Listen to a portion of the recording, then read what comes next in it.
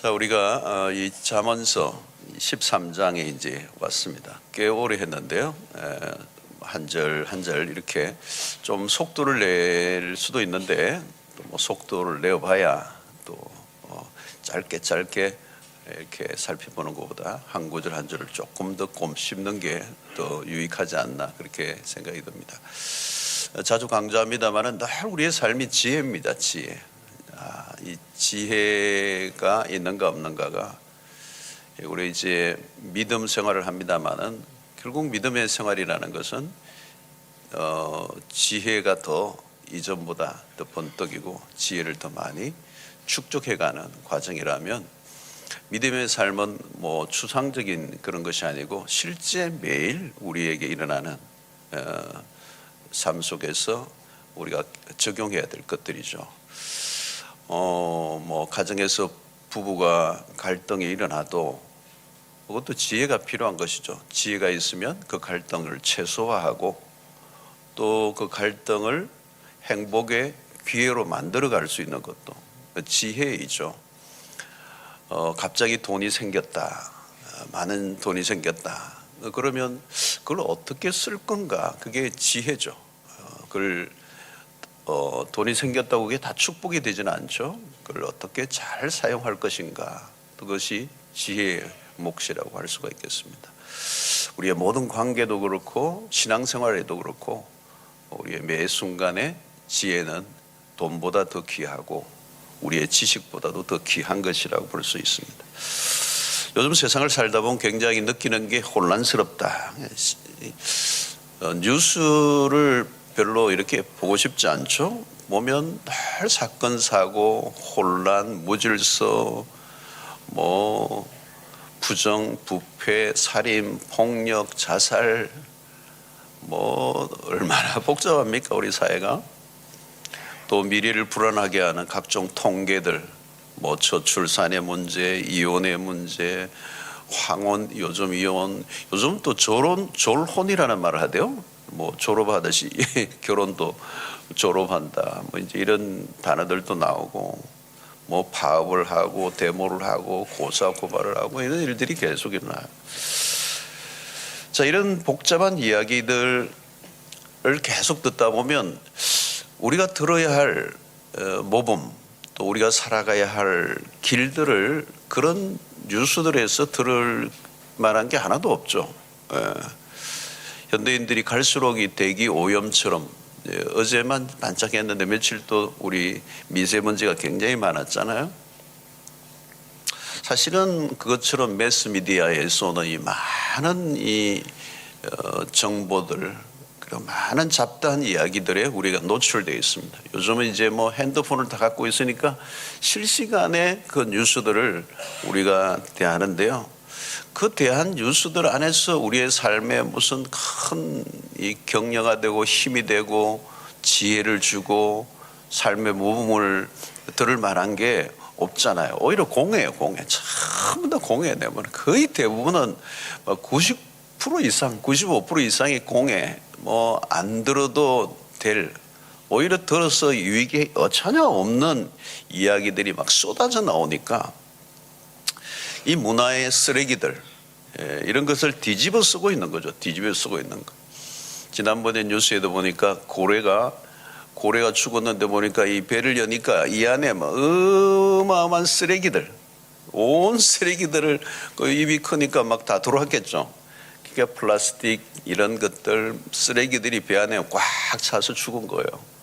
우리도 그런 것 같아요. 이 수 없는 정보들, 수 없는 이 인터넷 매체 미디어를 통하여 들어오는 잡다한 뭐 아주 불결한 아주 부도덕한 거짓된 이런 것들이 막 쏟아져 들어오니까 말이죠. 이걸 그대로 듣고 있으면 어떻게 되겠어? 그리고 성인은 성인이지만 우리의 자녀들 말이죠. 우리의 자녀들이 매일 들여다보고 있는 게 뭐냐는 거죠. 이 세상에서도 저 나오고 있는 이 미디어를 통하여 들어오는 이 어마어마한 잡다한 이 쓰레기 같은 정보들을 이런 뉴스들 그런 것들을 대하는 우리의 자녀들 이 앞으로 어떻게 될 것인가. 우리의 자녀들이 정말 좋은 가르침을 받으며 자라가고 있는가? 이걸 생각해 보면 참 아찔하죠. 아찔하죠. 자, 우리 이런 환경 속에 자라는 우리의 자녀들이 걱정스러운데요. 무엇보다도 우리의 자녀들이 그렇다면 부모로부터 필요한 가르침을 받고 있는가?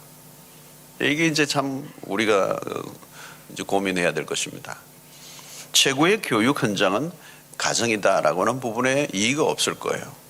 부모의 역할. 그게 지금 이 잠언서는 계속 아버지가 아들에게 주는 메시지처럼 들려지죠. 아버지가 아들에게 아들아. 이 가정 안에서 이루어지는 교육. 이게 유대인의 교육의 핵심이죠. 유대인의 교육의 핵심. 그들이 노벨상을 그렇게 많이 받는 것은 어떤 교육 현장이 아니라 가정에서 교육을 하는 부모의 가르침. 이것보다 더 중요한 게 없다고 그러잖아요. 그래서 오늘 이 1절 13장 1절에도 지혜로운 아들은 누구인가? 잠언서에서 여러 번 나오는 말씀인데요. 1절에 보니까 지혜로운 아들은 그러잖아요. 아비의 훈계를 들으나 그만한 자는 꾸지람을 즐겨 듣지 아니하느니라. 자, 부모가 자녀에게 훈계를 한다는 거죠. 그리고 그 자녀는 그 부모의 훈계를 어떻게 받아들이느냐가 결국은 이 지혜를 결정한다는 겁니다. 지혜로운 아들은 아버지의 훈계를 잘 받아들인다. 자, 여기서 듣는다는 것은 우리가 늘 성경에서 듣는다라고 하는 표현은 귀로만 듣는 게 아니고 어디까지요? 순종으로 나아가는. 잘 들었다 하는 말은 순종으로 연결되는 것입니다. 자, 지혜로운 자는 우리가 잘 아는 것처럼 여호와를 경외하는 자다. 잠언서에 여호와를 경외하는 자, 여호와를 경외한다. 자, 여호와를 경외하는 사람들은 듣는 태도가 다르다는 거죠. 듣는 태도. 여호와를 경외하는 사람들, 그 경외라는 그 말 안에는 경청의 의미가 있는 거죠. 자, 그런데 교만한 자는 교훈과 책망을 멸시한다는 겁니다. 교만한 자의 특징이 뭐냐? 잘 안 듣는다는 거야. 안 듣는다. 훈계를 멸시한다는 겁니다. 자, 오늘 우리 삶에서 빠진 것을 잘 이야기하고 있죠. 우리의 사회도 마찬가지. 옛날에는 어른들이 있었습니다. 어른들, 그죠? 어른들, 원로 회의가 가장 중요하죠. 우리 사회도 원로들이 있었습니다. 옛날에는 원로들이 있었어요. 예, 그들의 말이 하나의 기준이 되죠.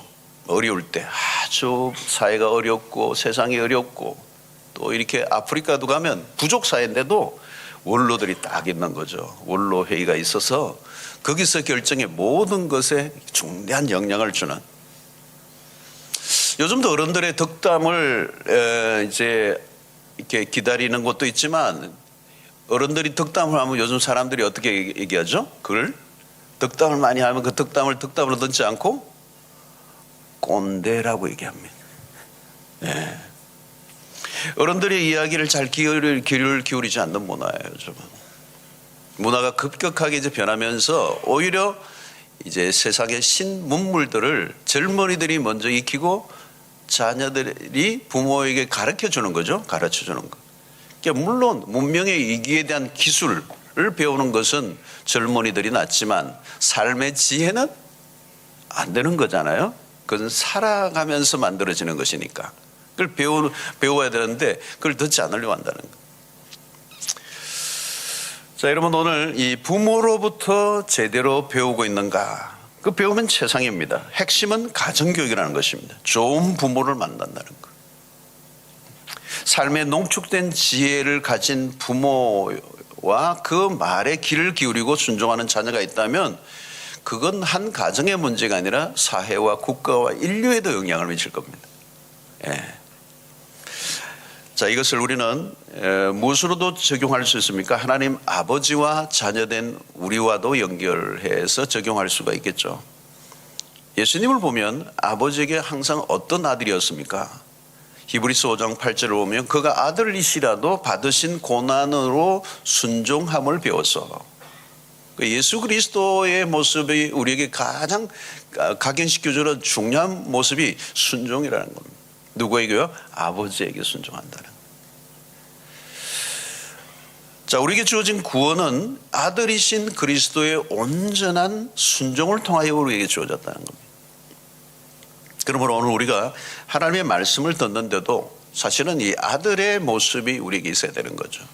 아버지의 말에 경청하는, 하나님의 말씀 앞에 무조건 아멘 하는 신앙, 아멘 하는 신앙.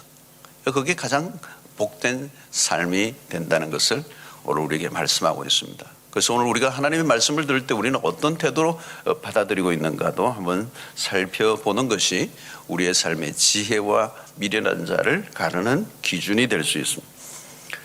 자, 2번을 보면 사람은 입의 열매로 인하여 복록을 누리거니와 마음이 괴사한 자는 강포를 당하느니라. 입의 열매로 복록을 누린다 그랬습니다. 쉽게 얘기하면 내가 뿌린 말을 거둔다는 겁니다. 내가 뿌린 그대로 복을 누리는 사람은 입술의 말로 복록을 누린다. 여러분, 어떤 사람은 삶이 전쟁터예요. 늘 투쟁하며 살아갑니다. 왜 그렇습니까? 싸움의 근원지는 입에서부터 출발이 됩니다. 어떤 사람은 참 똑똑하죠. 똑똑한데 옳은 말을 골라가면서 합니다. 굉장히 논리적이고 맞아요. 근데 나중에 자신이 한 말에 자기가 걸려 넘어집니다. 자기가 뿌려놓은 말이 많으면 많을수록 나중에 더 많은 어려움을 이제 겪게 되는 것을 우리가 보게 됩니다. 여러분, 우리의 삶의 말이 얼마나 중요한지를 여기에서 얘기하는 것이죠. 결국 말이란 것은 자신의 내면 세계의 표현입니다. 내가 먹은 것이 나오잖아요. 그래서 인풋 한 게 아웃풋으로 나오는 것이니까. 좋은 말씀을 많이 우리가 듣는 게 그렇게 중요한 것입니다. 인풋을 뭘로 하느냐, 먹은 게 나오니까. 우리 안에 쌓여 있는 게 나오는 것입니다. 그래서 복된 삶을 살아가는 사람들이 사용하는 언어가 다르다. 입의 열매는 복록이다. 복록을 누린다는 거죠. 자, 여러분, 복록을 누리는 말들은 어떤 말일까요, 여러분? 우리의 첫 번째 가장 많은 것은 축복의 말일 겁니다. 축복하는 거. 항상 축복하는 말. 다른 사람을 축복하는 것입니다. 저주하지 말고. 특별히 우리 가정에서 우리의 자녀들에게입니다. 참 우리가 말의 실수를 가장 하기 쉬운 것이 가족들이죠. 특별히 자녀들에게 꿈에라도 저주하지 말고 축복을 해야 되는 거예요. 축복해야 됩니다. 빌어먹으라 이러면 큰일 납니다. 그 아이가 그 빌어먹으면 일평생 부모가 책임질 겁니까? 힘든 거죠, 그죠? 그런 말 하면 안 되는 거예요. 나가 죽으라 뭐 이런 게. 죽으라는 좀 고상한 표현이었죠. 여러분, 속이 상하면 별말이 다 떠오르지만 그러나 참아야 돼요. 자녀의 머리에다가 해두고 축복의 언어를 큰 힘에서 쏟아줘요. 이 말은 어마어마한 영향력이 있다는 걸 우리 잠언서에서 계속 얘기하고 있습니다. 엄청난 영향력이 있다. 좋은 말이든 나쁜 말이든, 그리고 안 좋은 말은 깊이 새겨집니다. 깊이 새겨집니다. 자, 우리가 한 말은 그냥 땅에 떨어지지 않는다는 거죠. 결실을 가져온다는 겁니다. 그게 복록이 된다는 겁니다.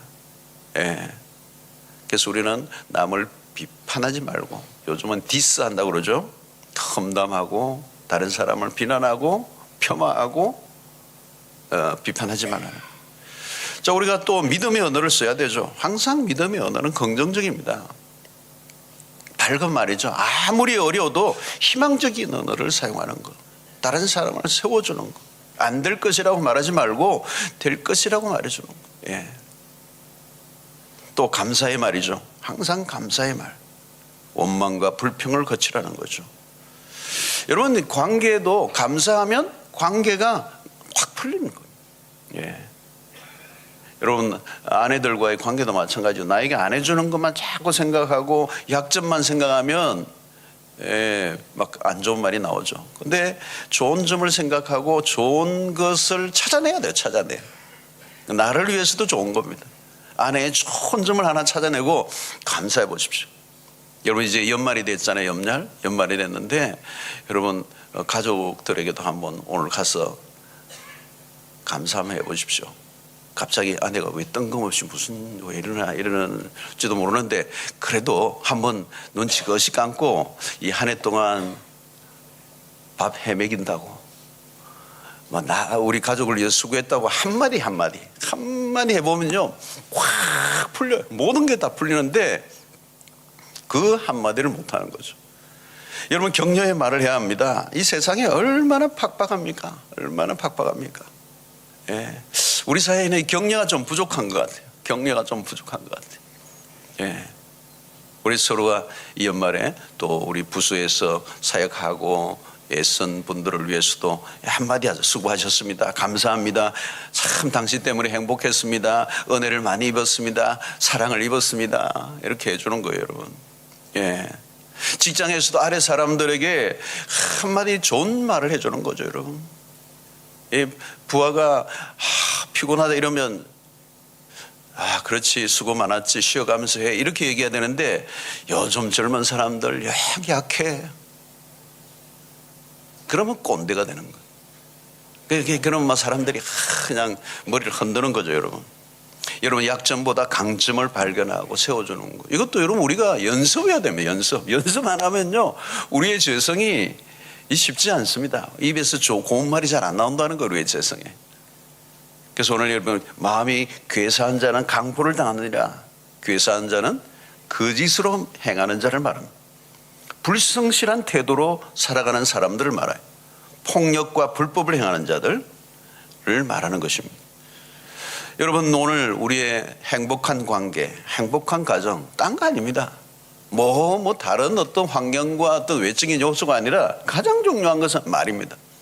오늘 또 우리 말로 우리의 가정, 우리의 모든 관계가 얼마든지 행복해질 수 있습니다. 얼마든지. 지금 아무리 힘들고 어려워도 말로 우리의 가정이, 우리의 관계가 회복이 될 수가 있습니다. 어떤 어려운 문제 때문에 어려운 거 아닙니다. 말이 더 우리의 삶을 어렵게 만들고 있어요. 말이 더 우리의 관계를 더 고통으로 몰아가고 있는. 힘들 때 말 하나로 복록을 누릴 수 있고 관계를 회복시킬 수가 있고 우리의 삶을 바꿀 수 있다는 것을 우리가 잊지 말아야 되겠습니다. 자, 3절을 한번 보겠습니다. 입을 지키는 자는 자기의 생명을 보존하나 입술을 크게 벌리는 자에게는 멸망이 오느니라. 자, 이러면 자문을 보면 비슷비슷한 말 같은데 비슷하지 않아요. 다 다른 말이에요. 오늘 입을 지키는 자 이랬어요. 입을 지키는 자, 생명을 보존한다. 여러분, 생명을 보존하는 일이 뭐와 연결이 있어요? 입을 보존하는 거예요. 여러분, 입을 지키는 자이 뭡니까? 여러분, 말에 입술에 파수꾼을 세우라는 거예요. 파수꾼을. 그 말은 뭐냐면 파수꾼을 안 세우면 막 나간다는 거예요. 입이. 입을 문으로 비유를 해서 문지기가 있어야 된다는 거예요. 문지기가 없으면, 보초를 안 쓰면 누가 그냥 여과 없이 쏟아져 나간다는 거예요. 이게 죄성의 문제가 뭡니까? 우리의 마음이 부패하여 항상 악이 흘러나간다는 거예요. 경계하지 않으면 나도 모르게 툭툭 튀어나간다는 겁니다. 어떤 말은 한순간에 분위기를 완전히 뒤집어 놓는 거예요. 그래서 이것은 필터링 작업이 있어야 된다. 말에 정제 과정이 있어야 된다. 정제. 이런 혼탁한 물이라도 잘 정제하면 깨끗한 물로 만드는 것처럼 말이 있는 그대로 부패한 말들이 쏟아져 나오지 못하도록 해야 된다는 거예요. 만약에 그것을 지키지 아니하면 그냥 쏟아져 나오면 하수구가 범람하여 나오는 것과 똑같다는 거예요. 자, 여러분, 하수구에 있는 물들이 바깥으로 분출되면 어떻게 되겠습니까? 악취가 나겠죠. 그거와 똑같다는 겁니다. 여러분, 결국 자기가 한 말에 의해서 피해를 누가 입느냐? 자기 자신이 입는다. 자기의 말로 생명의 보존을 할 수도 있고 생명을 해칠 수도 있다. 자, 그러나 여기 보니까 입술을 크게 벌리는 자, 이 입을 크게 벌린다는 말은 그냥 쏟아져 나온다는 걸 연상하는 거예요. 입을 크게 벌리는 자는 어떻게 된다고요? 멸망이 오느니라. 멸망이 오느니라. 자, 여러분, 그냥 무슨 말이 나올지 막 불안한 거예요. 그래서 어디 사랑방을 모이거나 어디 모여도 오늘 또 저번에 입에서 무슨 말이 나올지 두려워지는 거죠. 두려워지는 거. 한 방이 또 나오면 모든 관계가 다 깨어지고 분위기가 썰렁해지는. 여러분, 나오는 대로 말하는 사람은 결국 멸망에 찾아온다는 거예요. 멸망에 찾아온다. 여러분, 입에서 나오는 대로 말하면 안 돼요. 이게 굉장히 중요합니다, 여러분. 어떻게 해요? 생각하고 말해야 된다는 거예요. 생각하고 말해야 된다. 나오는 대로 그냥 말하면 어때요? 반드시 공해가 돼요. 기억하셔야 돼요. 그냥 생각하지도 않고 그냥 막 쏟아내는 말은 반드시 공동체를 혼란하게 되고 관계를 깨뜨리고 상처를 주고 삶을 자기나 남이나 다 어렵게 만든다는 거예요. 그래서 우리 공동체도 결국은 뭡니까? 공동체를 세워가는 건 말이잖아요. 이 말이 어떻게 사람들에게 영향을 미칠지를 항상 생각하고 말을 해야 됩니다. 그냥 말하면 안 돼요. 그냥 말하면 공동체를 깨는 겁니다, 여러분. 우리 안에는 악이 있어요. 우리 안에는 독이 있고요. 우리 안에는 상처가 있고, 우리 안에는 뭔가 안에 엉어리들이 있고요. 네. 그건 여러분 그냥 생각하는 대로 말하는 것, 생각하지 않고 그냥 나오는 대로 말하면 그건 죄입니다. 그 자체가 죄예요. 그게 실수고요. 우리 가정에서도 이제 편한 관계가 참 어려워요. 편하니까 그냥 막 하잖아요. 아닙니다. 잘 하다가도 한마디 자녀에게 딱 던졌는데 그게 가슴에 팍 박히면요, 마음의 문을 닫아버려요. 이 말이라는 게 무서운 거잖아요. 마음의 문을 한번 딱 닫으면 그 다음부터는 무슨 얘기도 안 되는 거죠. 대화가 안 되고 관계가 안 되고 이제 슬슬 피하고 이제 이게 관계가 이게 끝도 멀어지는 거예요. 혹시 여러분 그런 관계가 이미 이루어져 있다면 해결하셔야 돼요. 다시 풀어야 돼요.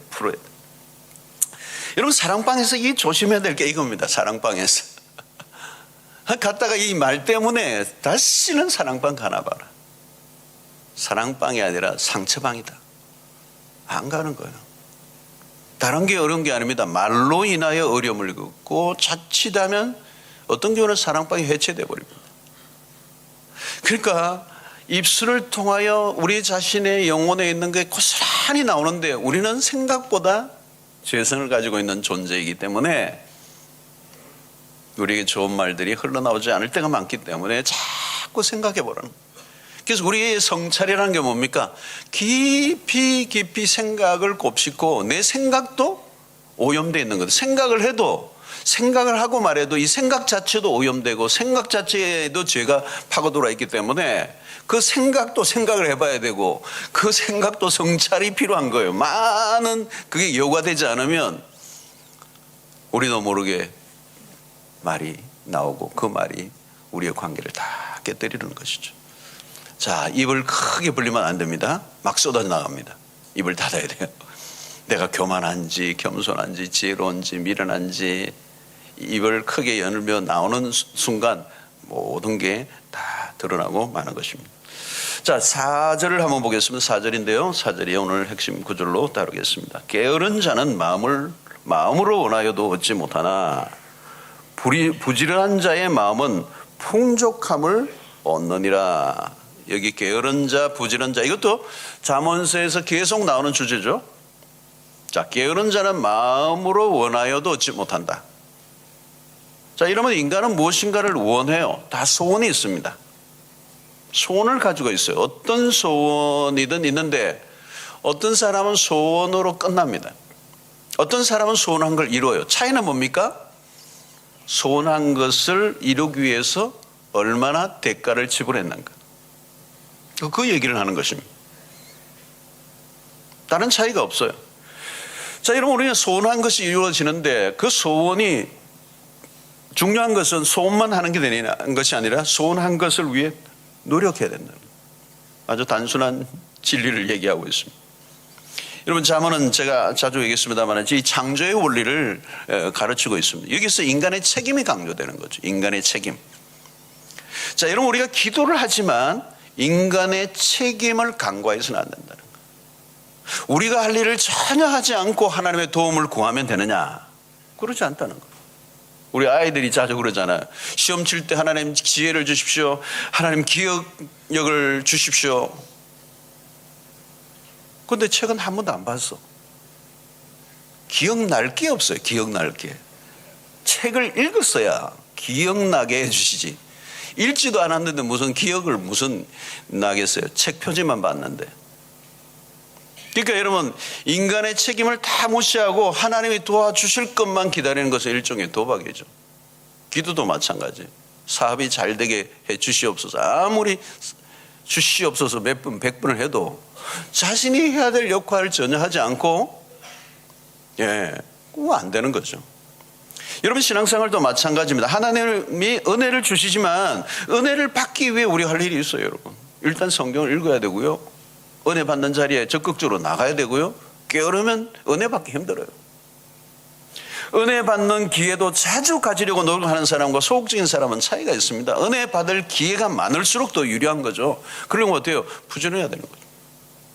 여러분, 특세 같은 거 이것도요, 부지런해야 됩니다. 이거는 그냥 어떤 뭐 다른 게 아니라 기본적으로 부지런해야 새벽을 나오고, 새벽에 나오려고 하면 시간 관리를 해줘야 되고, 저녁에 뭐 TV나 내가 하고자 하는 그런 것들을 다 커팅을 해야 되고, 하나의 좋은 어떤 목표를 이루기 위해서 어마어마한 대가를 지불해야 돼요. 그냥 뭐 입을 열고 감 나오라 하면, 감 떨어져라 하면 되는 게 아니라는 거예요. 특별히 우리가 주로 교회 안에서 은혜를 많이 강조하는데, 은혜를 아무리 강조해도 은혜는 부족하죠. 은혜는 정말 중요해요. 하나님의 은혜가 있어야 됩니다. 그런데 은혜를 오해하는 거죠. 인간의 책임을 너무 간과해 버리는 거예요. 믿음으로 산다고 하면서 자신이 해야 될 일을 전혀 하지 않는. 성가대도 마찬가지죠.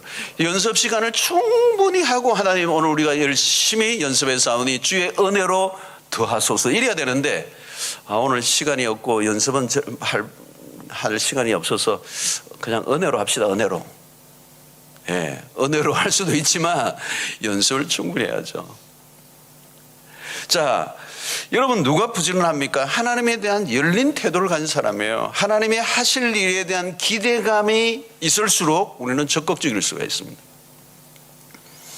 여러분, 내년에도 우리 교회 사역 같은 건데 여러분들 많이 참여하십시오. 교회만큼 이 기회가 우리 교회만큼 기회가 많은 곳이 어디 있습니까? 여러분, 세상에서는 뭐 내가 하고 싶어도 뭐 끼워주나요? 그러지 않죠. 쉽지 않아요. 근데 오늘 우리가 마음만 먹으면 교회 안에서도 나의 어떤 달란트를, 내가 가지고 있는 경험과 가지고 있는 어떤 것들을 마음껏 쏟아내올 수 있는 기회들이 굉장히 많아요. 너무 많아요. 우리 교회만 해도 어마어마한 사역들이 펼쳐지고 있는데 여러분들 한번 참여해 보십시오. 시간에 관리를 하면 얼마든지 가능한 거죠. 오늘 여러분, 부지런한 자의 마음은 풍족함을 얻느니라. 풍족함을 얻는다. 이 말은 뭘까요? 기름지다는 뜻이에요. 여러분, 풍족함이라고 하면 떠오르는 게 무엇입니까? 잔치집이에요. 잔치집. 잔치집은 풍요롭잖아요. 즐거움이 넘치고. 그러니까 부지런한 자의 삶이 그렇다는 거예요. 잔치집과 같다는. 부지런한 자가 계속적으로 풍요를 누리게 된다, 이 얘기를 하는 겁니다. 자, 우리는 부지런한 얘기를 하면 달란트 비율을 가지고 오지 않을 수가 없습니다. 5달란트 받은 사람이 장사하여, 그 보면 마태복음 25장을 보면 5달란트 2달란트 받은 사람들의 특징이 뭐냐면, 본문을 보시면 5달란트 받은 자가 바로 가서예요. 바로 가서 장사하여, 이렇게 얘기합니다. 시간에 그게 없어요. 그냥 받은 즉시 바로 가서 장사하여 배를 남기는. 그리고 착하고 충성된 종이라 이렇게 칭찬했어요. 근데 1달란트 받은 사람 땅에 묻어둔 거예요. 묻어둔 거예요. 악하고 게으른 종이. 책망을 하시죠. 그래서 그 본문을 보면 참 재밌어요. 여러분들 많이 봤습니다만, 게으른 자들의 특징이 뭐냐면 말이 많아요. 말이 많아. 왜요? 자기가 하지 않은 것에 대한 합리화. 변명을 해야 되잖아요. 변명이 많은 거예요. 여러분, 변명이 많으면 안 돼요. 그래서 주님은 그 비유를 통해 중요한 원리를 하나 소개하죠. 25장 29절인데, 무릇 있는 자는 받아 풍족하게 되고 없는 자는 그 있는 것까지 빼앗기리라. 여러분, 하나님의 성품을 잘 소개하는 겁니다. 이게 하나님의 성품 안에 뭐가 있느냐? 성실함이 있어요. 여러분, 우리에 대한 성실함. 창세기부터 요한계시록까지 보면 하나님이 당신의 구원을 이루기 위하여 우리에 대한 성실함이 얼마나 큰가. 여러분, 언약이라는 단어를 이제 우리가 많이 이제 여러분들 들으시는데, 이 하나님의 언약이라는 얘기를 할 때는 반드시 뭐가 들었냐면 하나님의 성실하십니다. 이스라엘 백성들이 호세아서 같은 걸 보면 끊임없이 불성실하게 하나님에게 대했지만 하나님은 끊임없이 그들을 향하여 성실함으로 그들을 구원의 길로 이끌어 나가시는. 여러분, 예수님도 보면 굉장히 부지런하신 분이에요. 성실하신 분이세요. 공생애 동안에 그의 삶을 보면 하루 일과도 대단해요.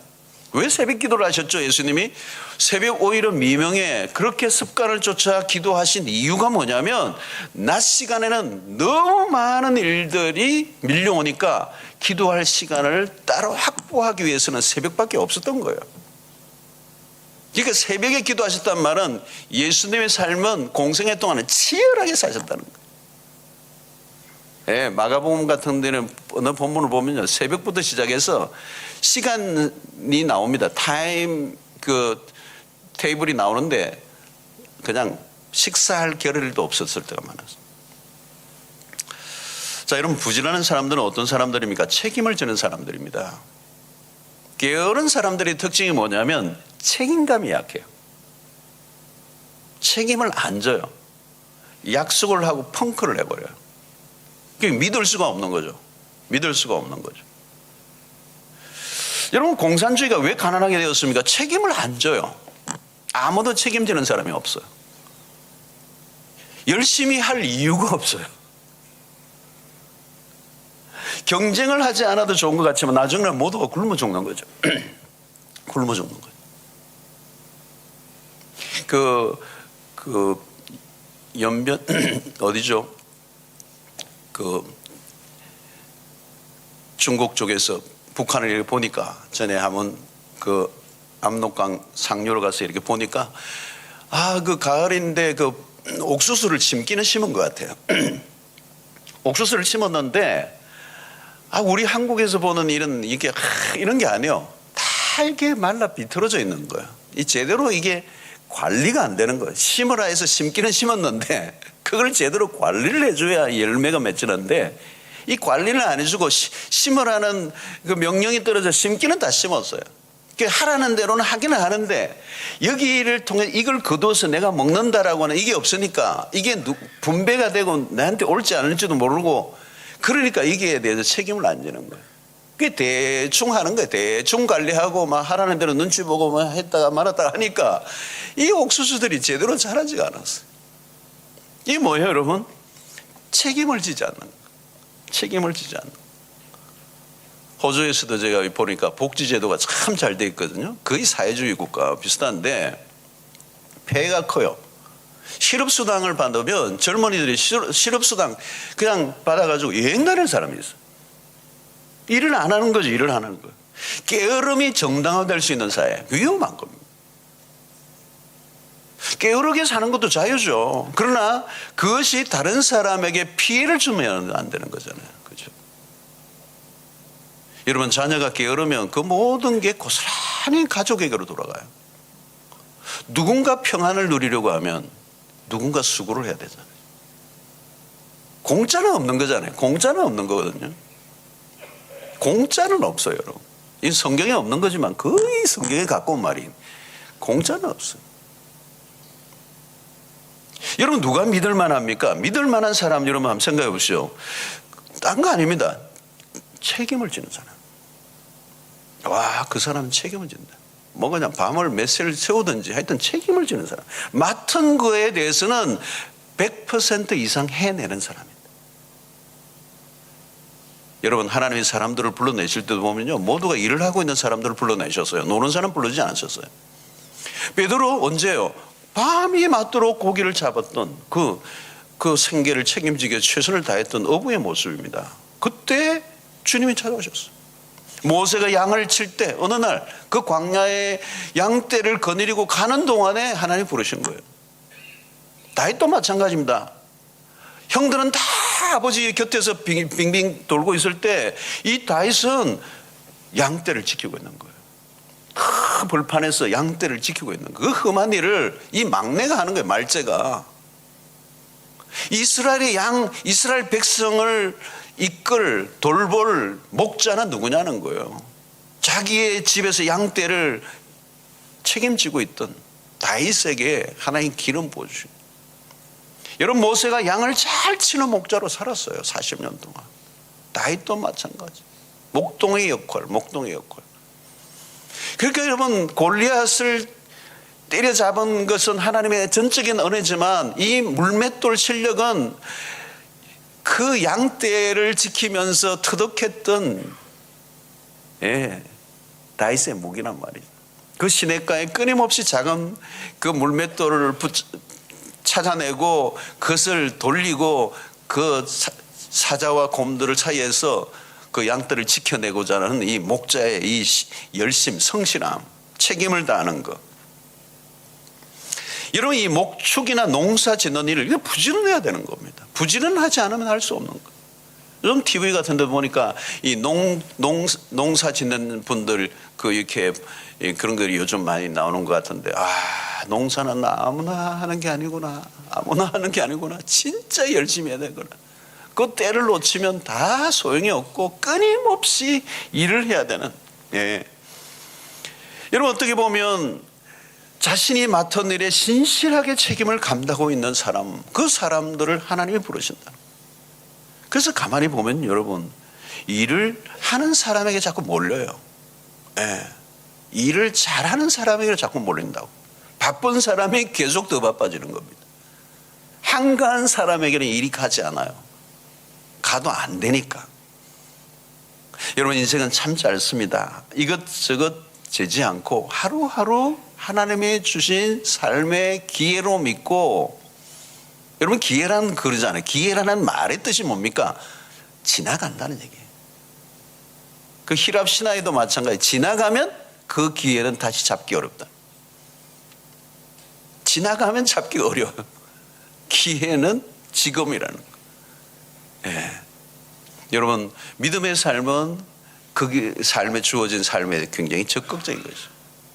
갈렙을 보십시오, 여러분. 갈렙이 그렇잖아요. 85세지만, 내 나이가 85세지만, 여러분, 그 갈렙이 원했던 그 땅은 어떤 것입니까? 아직도 정복되지 않은, 남들이 다 끓이는 그 땅 헤브론을 향해서 정복의 의지를 불태우고 있는 모습. 도전이죠, 여러분. 도전인 거죠. 그게 믿음의 삶입니다. 진취적이고 적극적이고 행동하는 그리스도인, 책임을 지는 사람, 땅을 정복하고 다스리는 명령을 수행하는 자세. 그래서 여러분, 여호수아서가 그런 의미에서 오늘 우리에게 굉장히 중요한 메시지가 되는 책임입니다. 그들이 광야에서 다 실패해버렸던, 원망하고 불평하고 끊임없이 뺑뺑이를 도는 그들의 삶을 이제 종지부를 찍고 나아가게 만드는, 그 가나안을 향하여 갔던 사람은 유일하게 여호수아와 갈렙이란 말이에요. 자, 그런 걸 보면 신앙의 여정 속에서도 정말 진취적이고 적극적이고 도전하고 정복해가는 신앙인보다 그렇지 않은 사람이 더 많다라고 하는 것은 우리에게 굉장히 큰 충격이에요. 오늘 또 여러분, 하루를 살아가게 될 때 이 갈렙과 같은 이런 영적인 호기를 가지고 오늘 매 순간 우리에게 주어진 순간순간을 하나님이 나에게 주신 최고의 선물이라고 믿고 어떤 것이든 적극적으로 최선을 다하고 책임을 지고 하나님이 주신 이 영역들을 발로 밟고 나아가는, 정복하는 믿음의 삶을 살아가게 되기를 주의 이름으로 축원합니다. 자, 우리 주여 한번 외치고 기도하는데요. 아침에도 여러분 많은 말씀들이 있지만, 그래, 오늘 이 말씀 듣고 그건 내가 실천해야 되겠어. 요거 하나 있어야 됩니다. 요거 하나 있어야 돼. 나 요거 오늘 이 말씀 중에 요거 하나는 내가 실천하겠어. 요게 이제 정복하는 겁니다. 이게 부지런한 삶이에요. 그게 여러분들 있었습니까? 그게 있어야 돼요. 그거 없으면 도루묵입니다. 도루묵. 오늘 하루를 살아갈 때 이 말씀 하나 붙잡고 실천하면 살게 해주시고 이 말씀이 나에게 복이 되게 하여 주십시오. 그리고 여러분은 평소에도 날 기도하시겠지만 이 금요일날 우리 남성들이 함께 이렇게 모여있는 시간이 너무도 귀중한 거예요. 이걸 반복적으로 이 지혜의 말씀, 잠언의 말씀을 계속 듣는데 우리의 삶의 지혜가 농축되면서 우리의 삶에 변화가 일어나요. 변화가. 이 말씀 우리를 충분히 축복되게 하고도 남는 말씀이란 말이죠. 그래서 이것을 중요한 것은 듣고 끝나는 게 아니라 듣고 순종할 수 있게 해주시고 이 말씀이 복이 되게 하여 주시고 이 말씀을 내가 적용하며 살게 해주십시오. 그래서 이 금요일 아침에 불 딱 끄고 나면 금방 나가지 마시고 한 5분이라도 우리 통성으로 기도하지 않아도 통성 기도하면 통성 기도 제목에 매일 때가 있는데 여러분 개인적으로 오늘 이 말씀을 받고 하나님 앞에 결단하는 기도를 한 5분이라도 하고 여러분이 눈 감고 기도한다는 건요 어마어마한 거예요. 어마어마한 거. 우리 내면에 하나님의 말씀을 정리하고요 결단하고요 하나님의 어떤 은혜를 드리워서 움직이게 만드는 그 힘의 동력이 어디서 나오냐? 기도를 통해서 나와요. 오늘 이 기도를 통하여 오늘 우리의 삶에 축복이 되고 피가 되고 살이 되는 능력의 말씀이 되게 하여 주시옵소서. 주여 한번 외치고 기도하며 나가도록 하겠습니다.